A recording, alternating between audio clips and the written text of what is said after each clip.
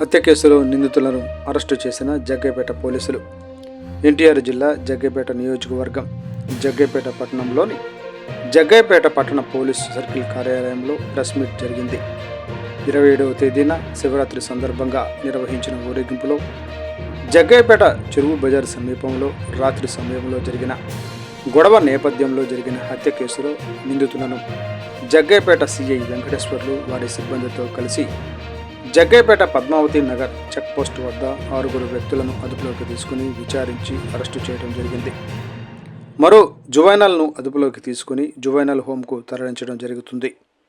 నిందితులు వారి వివరాలు: జగ్గయ్యపేట చెరువు బజార్ ప్రాంతానికి చెందిన బత్తుల కిషోర్ బాబు 25 సంవత్సరాలు, జగ్గయ్యపేట చెరువు బజార్ ప్రాంతానికి చెందిన బత్తుల వెంకట శివకుమార్ 19 సంవత్సరాలు, చెరువు బజార్ ప్రాంతానికి చెందిన బండి సాయి అంకమ్మరావు 19 సంవత్సరాలు, జగ్గయ్యపేట చెరువు బజారు ప్రాంతానికి చెందిన బండి రవికుమార్ 23 సంవత్సరాలు,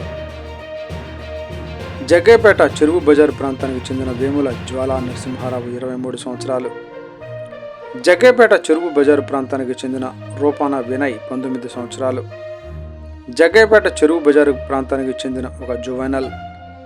జరిగిన సంఘటనను తీవ్రంగా పరిగణించిన నగర పోలీస్ కమిషనర్ ఎస్వి రాజశేఖర్ బాబు ఐపీఎస్ వేగంగా దర్యాప్తు చేసి నిందితులను అరెస్టు చేసి వారికి శిక్ష పడే విధంగా చేయాలని ఇచ్చిన సందేశాల మేరకు rural DCP KM Maheshwara Raju IPS పర్యవేక్షణలో నందిగామ ఏసీపీ శ్రీ తిలక్ ఆధ్వర్యంలో జగ్గయ్యపేట సర్కిల్ ఇన్స్పెక్టర్లు వెంకటేశ్వర్లు వారి సిబ్బందితో కలిసి సంఘటనా స్థలాన్ని పరిశీలించడం జరిగింది. అక్కడ సేకరించిన సాంకేతిక ఆధారాల సహాయంతో నిందితులను గుర్తించి వారి కదలికలపై పటిష్టమైన నిఘా ఏర్పాటు చేయడం జరిగింది.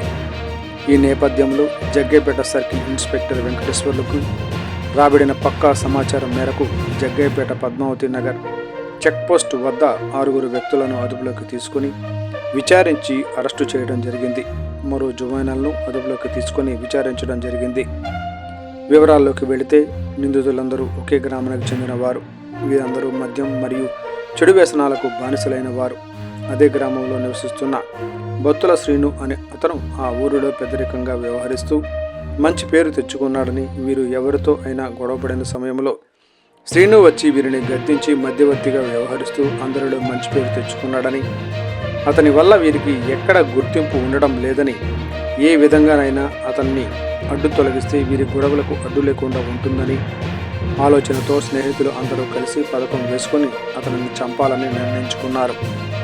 ఈ క్రమంలో శివరాత్రి సందర్భంగా వారందరూ కలిసి నిర్వహించుకునే ఊరేగింపులో వారితో గొడవ పెట్టుకుని ఈ గొడవల్లో చంపి అడ్డు తొలగించుకోవాలని నిర్ణయించుకున్నారు.